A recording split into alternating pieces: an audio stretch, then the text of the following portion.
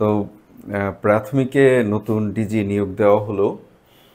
আমরা এর আগে দেখেছিলাম যে গত প্রায় 10-15 দিন ধরে প্রাথমিকের ডিজির মহোদয়কে অপসারণ নিয়ে আন্দোলন হচ্ছিল এবং সেই আন্দোলনের পরিপ্রেক্ষিতে অবশেষে প্রাথমিকের ডিজিকে পরিবর্তন করা হলো এবং নতুন ডিজি নিয়োগ দেওয়া হলো। তো প্রাথমিকের ফল প্রকাশের সবচেয়ে গুরুত্বপূর্ণ সংস্থা বা প্রতিষ্ঠানের একটি হচ্ছে প্রাথমিক এবং গণশিক্ষা মন্ত্রণালয়ের অধীন প্রাথমিক এবং গণশিক্ষা অধিদপ্তর। তো এখন কি ফল কি দ্রুত প্রকাশিত হবে কি না, তো সেই বিষয়গুলো নিয়ে আলোচনা করার চেষ্টা করব। তো আজকের আলোচনাটা খুব বেশি বড় করব না, আপনাদেরকে অনুরোধ করব একটু একদম শুরু থেকে শেষ পর্যন্ত দেখার জন্য। কারণ দেখা যায় যে আপনারা এই মাঝখান থেকে বা শুধু টাইটেল দেখে বা ডিসক্রিপশন দেখে বা থামলাইন দেখে আপনারা একটা মন্তব্য করে বসেন, যেটা একটু অনুরোধ থাকবে আপনাদেরকে যেন আপনারা একদম শুরু থেকে শেষ পর্যন্ত দেখেন। তো একদম মূল আলোচনায় যাওয়ার আগে আপনাদেরকে আরেকবার একটু অনুরোধ করব, সেটা হচ্ছে যে আমাদের চ্যানেলটাতে যারা এখনও সাবস্ক্রাইব করেননি দয়া করে তারা সাবস্ক্রাইব করে এবং লাইক কমেন্ট শেয়ার করে বাকিদেরকেও দেখার সুযোগ করে দিন।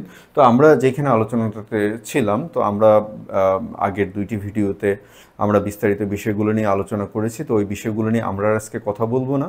আমরা আজকে কথা বলবো যে এখন প্রাথমিকের ফল প্রকাশের ধাপটা এখন কোন জায়গায় আছে। তো সেটা হলো যে আপনারা প্রাথমিকের নতুন ডিজি, যেটা মানে আমরা এটা গতকালকে বিজ্ঞপ্তি জারি করা হয়েছে, অর্থাৎ গেজেট প্রকাশিত হয়েছে। তো আমরা আশা করতে পারি যে নতুন ডিজি মহোদয় যোগদানের পর এই কাজটা তার একটু গতি আসবে। কারণ যারা প্রাথমিক 3য় ধাপের যারা আছেন, আপনারা আসলে সত্যিকার অর্থে একটু সমস্যার মধ্যে পড়ে গিয়েছেন ইতিমধ্যে। যারা আপনাদের সাথে 2023-এর যারা পূর্বে ছিলেন তারা অলরেডি 1 বছর চাকরি করে ফেলছেন। এখন পর্যন্ত আপনাদের নিয়োগের ভবিষ্যৎটা আমরা এখনও জানতে পারিনি যে ঠিক কবে আপনাদের ফল প্রকাশিত হবে। এবং একই সাথে আরেকটা বিষয় সেটা হলো যে আপনার খুব সম্ভবত এটা 9 তারিখ বা 10 তারিখে যে ফল প্রত্যাশী যারা আছেন প্রাথমিকে, তারা একটি মানববন্ধন এবং সংবাদ সম্মেলন করেছেন। সেখানে তারা তাদের বর্তমান যে কোটা সংস্কার হয়েছে সেই কোটা সংস্কারের পক্ষে ফল প্রকাশের জন্য এবং খুব দ্রুত ফল প্রকাশের জন্য আলটিমেটাম দিয়েছেন।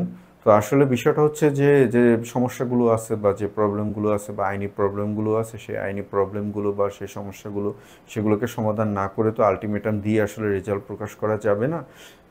এখন এই বিষয়গুলোকে, যেই সমস্যাগুলো নিয়ে আমরা ইতিপূর্বে কথা বলেছি, ওগুলো নিয়ে আজকে আর নতুন করে কথা বলবো না। তো ওই জায়গাগুলোকে সমাধান করে এখন যত দ্রুত সম্ভব ফলটা প্রকাশ করাটাই আমাদের জন্য কাম্য। আর যে প্রশ্নটা যেটা 93%, না পূর্বের ন্যায় বিদ্যমান 80 বা 85% কোঠা, তো সেটার উত্তর আমরা ওইখানে দিয়েছি। এইখানে আলাদা করে বলবো না, যে আজকের ভিডিওতে আলাদা করে বলবো না। তো মোটামুটি এটাই ছিল আমাদের আলোচনার বিষয়বস্তু, যে এখন আপনাদের একটু অপেক্ষা করতে হবে যে আসলে নতুন ডিজি মহোদয় যোগদান করার পর তিনি বিষয়টাকে কত দ্রুত এবং কতটা আন্তরিকভাবে ফল প্রকাশের জন্য তিনি চেষ্টা করেন। এবং একটা চেষ্টা ওনার অবশ্যই থাকবে নতুন ডিজি মহোদয় এটা ফল প্রকাশে। তো এটাই ছিল আমাদের আজকের মোটামুটি আলোচনা। তো সবার জন্য শুভকামনা, সবাই ভালো থাকবেন।